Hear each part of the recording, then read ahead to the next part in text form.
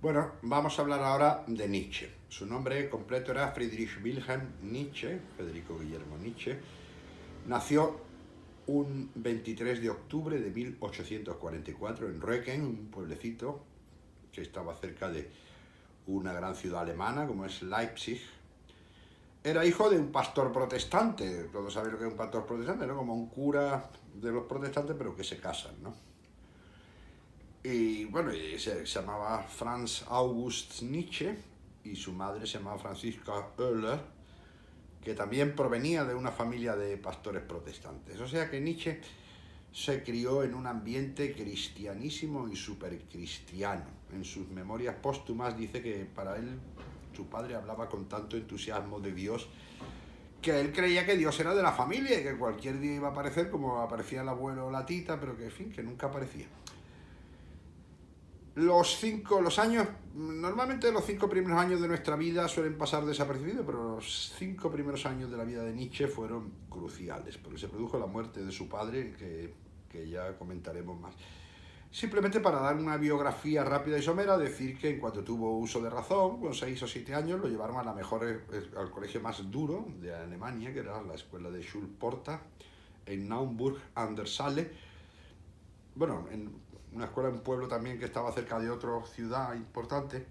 En Alemania hay muchas grandes ciudades juntas, había otra cerca de Leipzig que es Naumburg an der Saale, por el río Sal que pasa por allí, y el colegio se llamaba la escuela de Schulporta, que tenía fama de ser el colegio más duro y más eficiente y con mejores resultados de Alemania, y allí realmente se enamoró de la filología clásica, ¿no? Se enamoró del latín y del griego.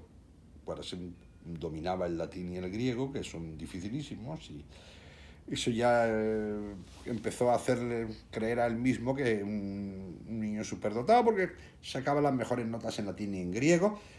Luego ya el primer disgusto con su madre, porque no iba a estudiar teología como quería su madre que le fuera pastor protestante, igual que estudiara teología, que fuera cura, dicho así a lo bestia, y quiso hacerse filósofo. Bueno, no exactamente filósofo, filólogo clásico, es decir, profesor de latín y de griego, y empezó a estudiar, pues, creo que fue, sí, en la Universidad de Bonn, que caía más cerquita, no miento, no, en la Universidad de Leipzig, con el que fue el maestro de su vida, el único maestro y profesor que pudo llamar además un amigo, que era Hans Rischel. Hans Rischel tenía una pelea, tuvo una bronca con el otro profesor de latín y griego, que era Otto Jahn, y cogió y se marchó a Bonn, y Nietzsche le siguió a Bonn a su maestro Hans Rischel, y allí se licenció en filología clásica, ¿no? Filología clásica, que sabéis que es, pues, una parte de la filosofía que se dedica al estudio del latín y el griego y de todas la literatura griega y latina. Y entonces, sin haber hecho ninguna oposición ni haberlo solicitado, simplemente por los trabajos que publicaba en una revista que dirigía su maestro, que se llamaba el Rheinisches Museum. No sé qué significa eso en alemán, Rheinisches Museum, supongo que habrá quien me lo pueda explicar, ¿no? Bueno, era un título de una revista filosófica, el Rheinisches Museum. Allí Nietzsche pues publicaba sus artículos, y en función de todos los artículos publicados allí, pues le dieron la cátedra con 28 años, con pocos años, ¿no? Con 27, con 28 años, le ganó la cátedra de Filología Clásica de la Universidad de Basilea, en Suiza. Luego hay que decir que en honor suyo, que tanto que criticaba a Alemania, pero que su país entró en guerra, la guerra franco-prusiana, y entonces pues él pidió recuperar la ciudadanía alemana para alistarse en el ejército alemán, donde trabajó allí pues en el servicio en sanidad, y allí contrajo la difteria y la disentería. Y Fini, mientras descansaba en el hospital, publicó su primera obra, Die Geburt der Tragödie aus dem Geist der Musik. Supongo que habrá quien me diga si está bien pronunciado. El origen de la tragedia en el espíritu de la música. Y con esa obra pues la cagó, porque dio una versión del mundo griego, que en concreto descubrió una faceta de lo griego, lo dionisíaco, lo irracional griego, ¿no?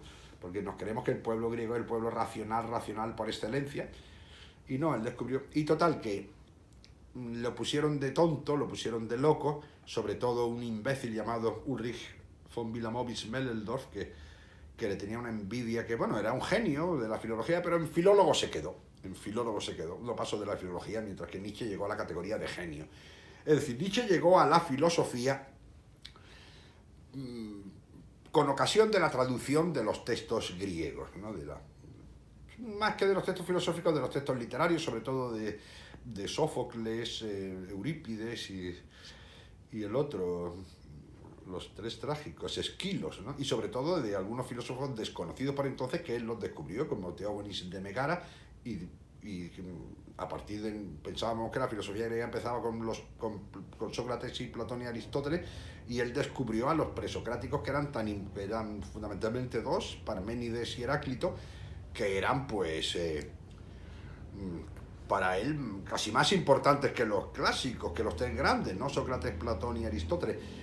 Pero fue tal la crítica que recibió que ya se... Y además que el mundillo universitario nunca le gustaba, que a ellos le parecía un mundo enfermizo y que era perder el tiempo, que era una pérdida de energías, disputas tontas con los compañeros, con los colegas, con los alumnos. No, con los alumnos se llevaba muy bien Nietzsche, ¿eh? Él decía, yo vuelvo amaestrados a todos los osos. Todos sus alumnos estaban encantados con él. Entonces decidió retirarse, entabló una amistad con Wagner, y estuvo un par de años con Wagner, bajo la protección de Wagner, allí en Tribschen, que estaba él con su mujer, con su querida, que por entonces era su querida, que Matilde, bueno, que era la hija de Lis, ¿no? Que luego fue Cosima Lis, que luego fue Cosima Wagner. Wagner se portó muy mal, se casó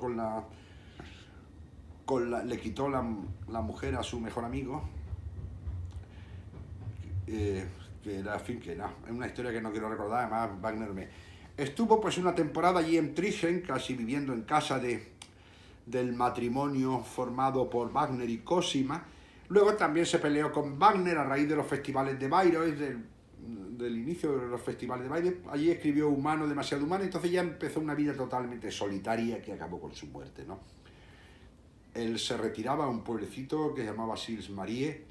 Luego tuvo una aventura un tanto ridícula y cómica con una chica, una jovencita rusa, llamada Lou Andreas von Salomé, que era, bueno, rusa, sí, de origen ruso. Su padre era un general alemán, judío. Aquello terminó como el Rosario de la Aurora, terminó fatal.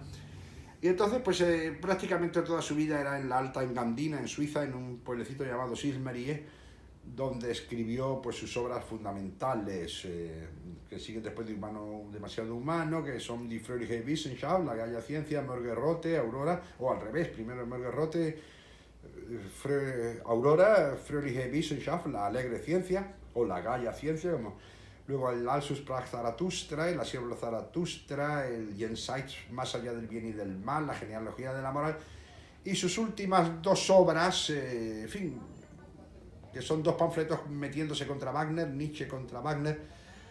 Bueno, me dejo mucha, también escribió Unzeitliche Betrachtungen, no sé si habrá quien me lo traduzca, las consideraciones inactuales, y realmente pues se dejó sin publicar lo que él pretendía que sería su obra principal, que será Der Wille zur Macht, la voluntad de poder, que dejó solo una serie de escritos por ahí, que fueron recopilados por su hermana y se conoce como las Nachgelassenen Schriften, ¿no?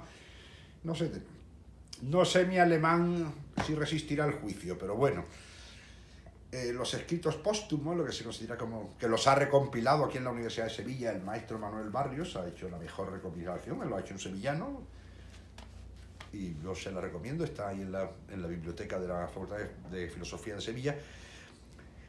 Y murió en el año 1900, un mes de agosto, así que espero, yo toco madera, un mes de agosto murió pues acompañado al año siguiente de morir su madre, acompañado de su hermana, que tenía también una relación muy tirante con su hermana y muy conflictiva con su hermana Elizabeth. Su hermana se casó con un tal Bernhard Foster, que era un antisemita, y que odiaba a los judíos y que se fue al Uruguay para fundar una república aria y a Nietzsche le caía fatal, así que ya veis que Nietzsche tan nazi no era, ¿eh? Tan nazi no era, porque su cuñado, que eso sí que fue uno de los precursores directos del nazismo, pues con él se va a matar. Yo ahora me centraría, para mí, en un momento clave, que son los 5 primeros años de su vida. Vamos a ver, el problema de Nietzsche, básicamente, quizá Nietzsche, a los ateos, perdón, bueno, a los creyentes, perdón, ya me estoy yo liando, a los creyentes nos hiere mucho. Yo soy creyente y nos hiere mucho por las invectivas y cómo tira a matar a la religión.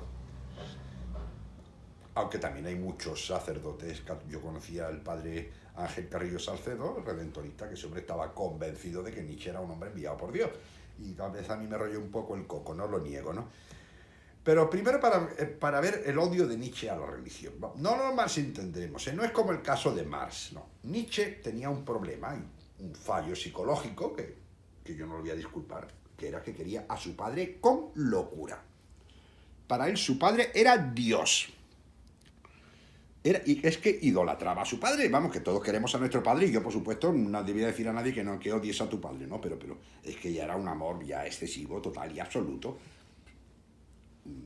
Y esto lo podéis ver en una obrita que ha escrito una americana, creo que es Martha Nussbaum, no estoy muy seguro, que más o menos pues se llama el título El Dios y la Madre de Nietzsche.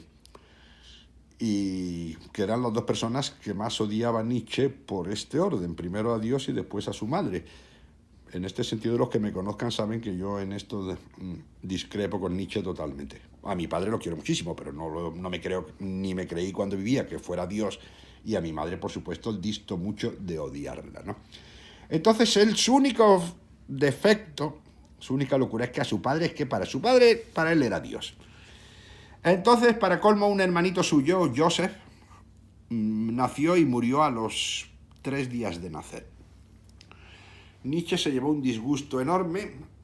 Su padre le dijo que Dios se lo ha llevado, que los caminos de Dios son inescrutables y que Dios siempre premia a los buenos. Y entonces, cuando Nietzsche tenía solo 5 años, su padre, Franz August, pues se cayó de una escalera, se produjo una lesión cerebral, estuvo ahí 15 días en la cama delirando y se murió. Y entonces aquello Nietzsche no lo soportó, aquello ya fue la prueba del fuego para Nietzsche. Nietzsche razonaba de siguiente: ¿cómo que mi padre decía que Dios premia a los buenos? ¿Y a él qué premio le ha dado? Mi padre que se ha volcado con Dios.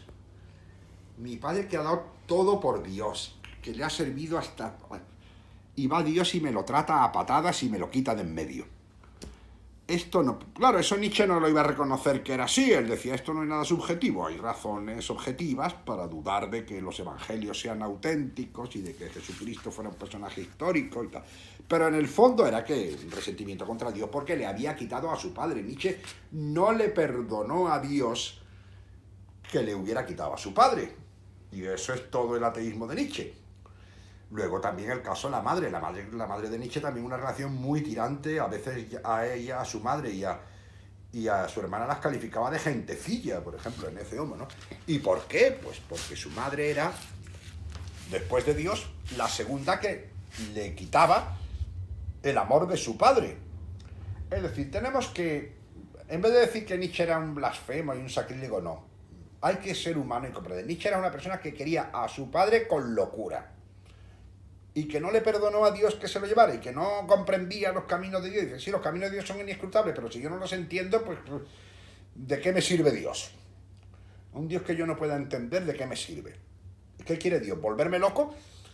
Y ya iremos más o menos profundizando obra por obra en todas las obras de Nietzsche, que son interesantísimas. No tiene pérdida. Nietzsche es un autor que hay que leerlo del alfa a la zeta, hasta con las comas, que hay que analizar con lupa, frase por frase, que no se puede leer en una noche. Es un libro con un libro solo para leerlo 20 veces y tirarse un año. Pero tenemos que tener una idea clara. Nietzsche no odiaba a Dios. Nietzsche no era un blasfemo, un sacrílego. Nietzsche simplemente era una persona que quería muchísimo a su padre, que lo amaba pues más allá de lo que es normal que cualquier hijo razonable pues quiera a su padre. Y por hoy pues quedaros con esta idea Y ya seguiremos mañana, pues a partir de su ingreso, que fue cuando se separó de su familia, su ingreso como interno en la escuela de Schulz Porta.